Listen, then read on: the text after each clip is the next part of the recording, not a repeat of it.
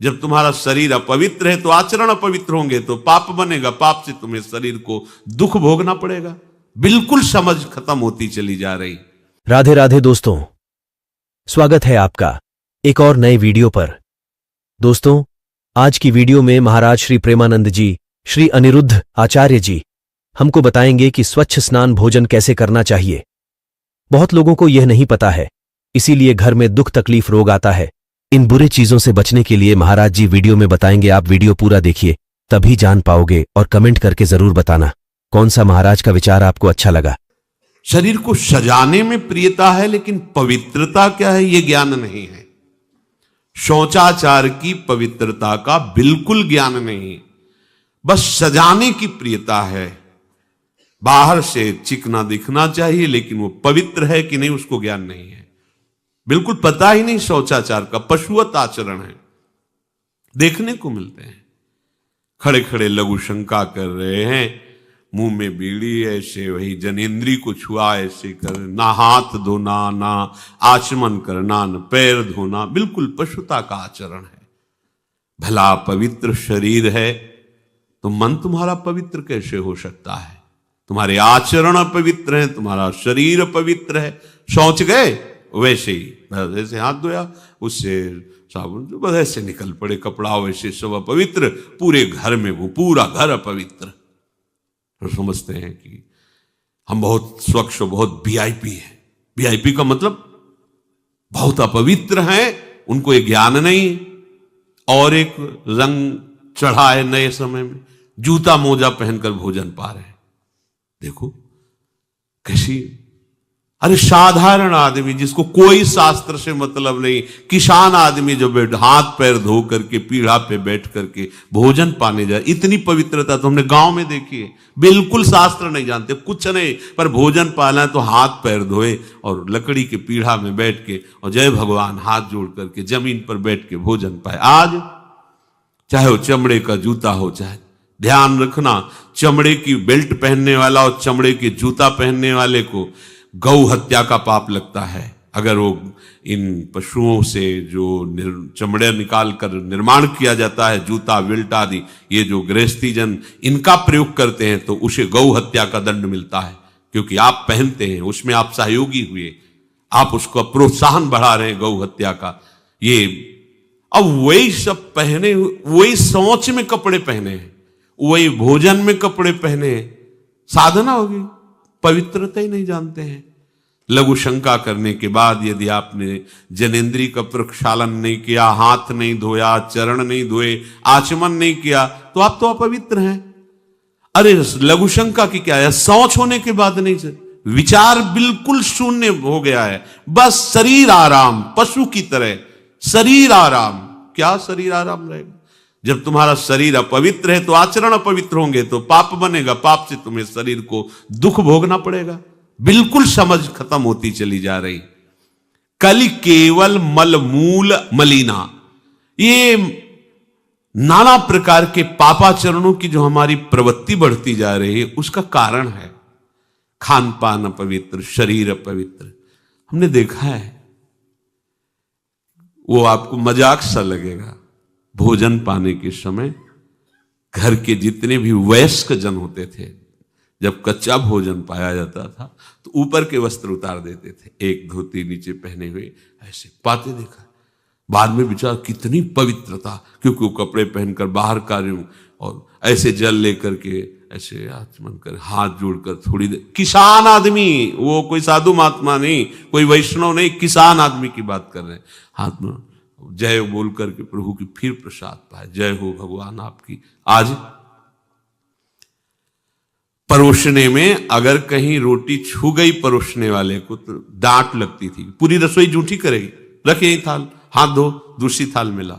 आज उसी से अमुक ले रहा है, उसी से अमुक ले रहा है, उसी से अमुक ले रहा है। वो शराब पीने वाला है, मांस खाने वाला है, गंदे आचरण, उसी से आप ले रहे हैं। वो तो समाज में चलता है, समाज में तो समाज को लेकर चलना ही पड़ेगा। लघु शंका करने जाएं तो 3-4 कुल्ला करें, हाथ और मुंह धुलें, हाथ पांव धुलें, तब जाकर के आप शुद्ध होते हैं लघु शंका करने के बाद। यदि आप दीर्घ शंका जाते हैं, मल मूत्र की क्रियाओं के हम बारे में कह रहे हैं, मूत्र विसर्जन के बाद 4 कुल्ला करें, हाथ और मुंह धुलें, इसके बाद ही आप शुद्ध होंगे, नहीं तो आप अशुद्ध हैं। आज लोग जाते हैं लघु शंका करने, हाथ मुंह नहीं धुलते।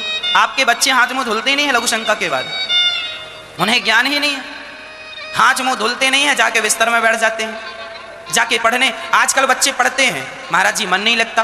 क्यों मन नहीं लगता? क्योंकि तुम शुद्धता का ध्यान नहीं रख रहे हो। जब भी लघु शंका जाओ तो जरूर से 4 बार कुल्ला करो, हाथ धुलो, पांव धुलो और हल्का सा जल का छिड़काव अपने ऊपर कर लो और श्रीमन्नारायण श्रीमन्नारायण शब्द का उच्चारण कर लो। अब आप शुद्ध हो गए। यदि आप दीर्घ शंका गए हैं, है ना, तो आप नहा के ही आए, वापस नहा के ही आए। यदि बिना नहाए, अब कई लोग ना जाते हैं और बिना नहाए सारे घर में घूमते रहते हैं। तुम अशुद्ध हो और इस अशुद्धि से दूसरों का नुकसान नहीं है, आपका ही मन आपको परेशान करेगा।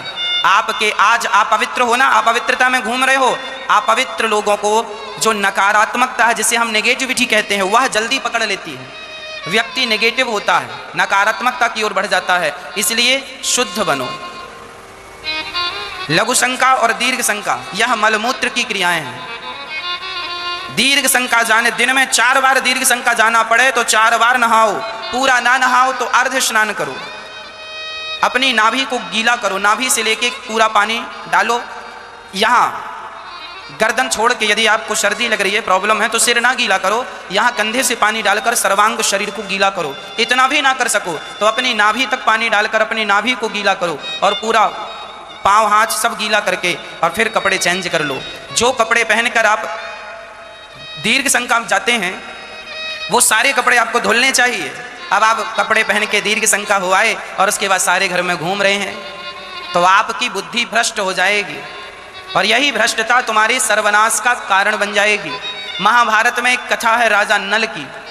एक राजा थे नल, ये महाभारत, ये तुम कथाएं पढ़ा करो, ग्रंथ पढ़ो तो कुछ समझ में भी आए।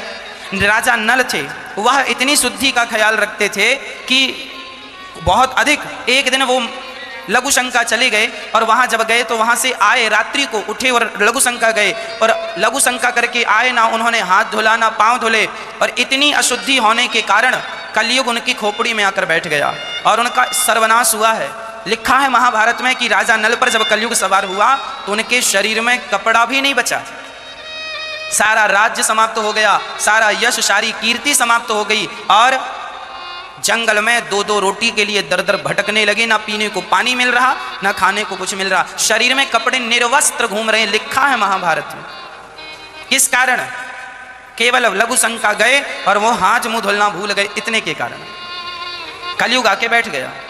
इसलिए आप तो कलयुग में ही रहते हैं, इसलिए जितना बच सको अपने आप को बचाओ। यदि आप शुद्ध रहोगे तो मुझे विश्वास है कि और लोग जितने परेशान हैं आप उनकी अपेक्षा कई गुना ज़्यादा सुखी रहेंगे। इन छोटी छोटी बातों का ध्यान रखेंगे तो शुद्धता जरूरी है। अब देखो कहावत हमारे बड़े बुजुर्ग कह रहे हैं, जैसी राखो शुद्धि, आगे आप बोलो, वैसी बने बुद्धि। और सारी चीज़ें कहाँ से चल रही हैं? आज आपका यश है, आज आपका नाम है, आज आपके पास पैसा है, आज आपको लोग जानते हैं तो केवल आपकी बुद्धि के बल पर ही तो जानते हैं। आप बुद्धिमान हैं तो लोग जानते हैं आपको। तो जो आपकी बुद्धि है, क्या इस बुद्धि का संरक्षण करना आपका धर्म नहीं है? बोलो। आपके पास बुद्धि है तो वह बुद्धि पवित्र बनी रहे, इसका ख्याल रखना क्या हमारा और आपका फर्ज नहीं है?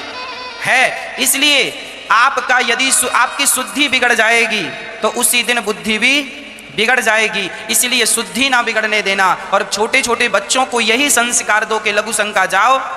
आप अपने बेटों को कहा करो लघु शंका जाया करें तो खड़े होकर लघु शंका ना किया करें, लघु शंका बैठ के करना चाहिए।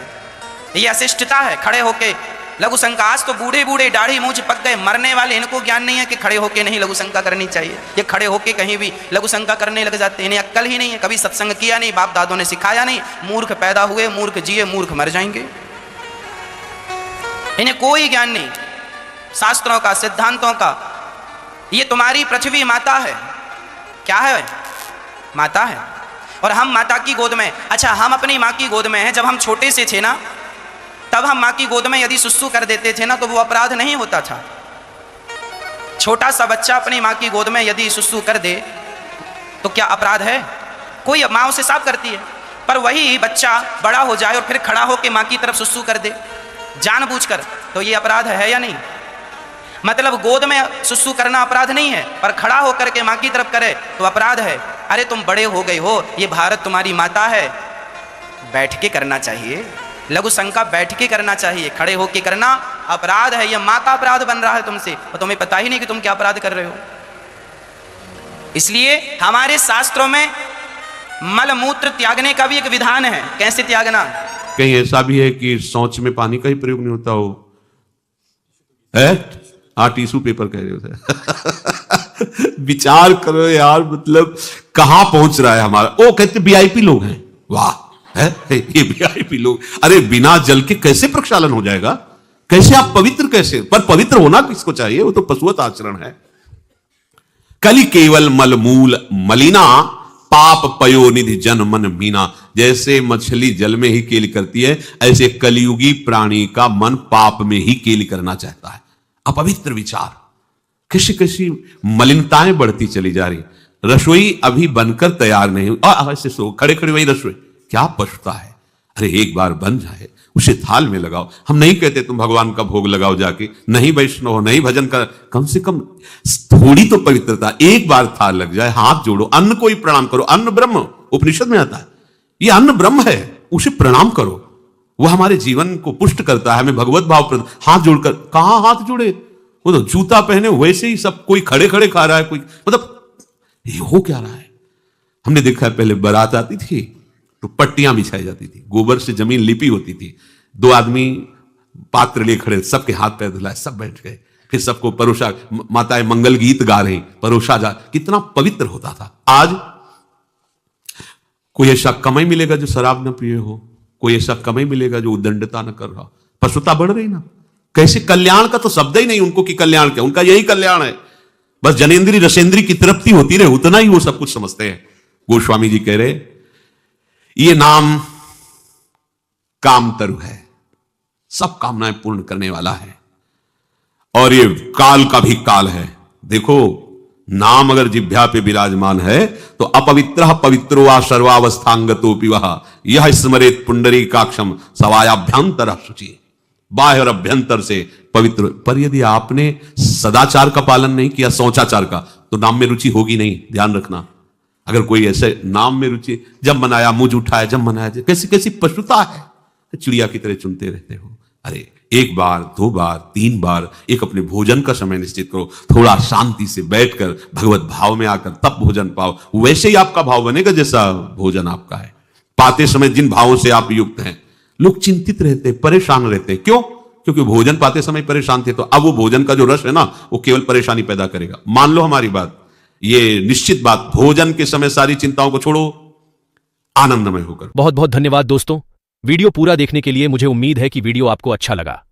दोस्तों, महाराज जी के इन बातों को अगर फॉलो करोगे तो बुरे कर्म, रोग, दुख, तकलीफ, सारे परेशानियों से हमेशा बचे रहोगे। वीडियो को लाइक, कमेंट, चैनल को सब्सक्राइब कीजिए। मिलते हैं एक और नए वीडियो पर। राधे राधे।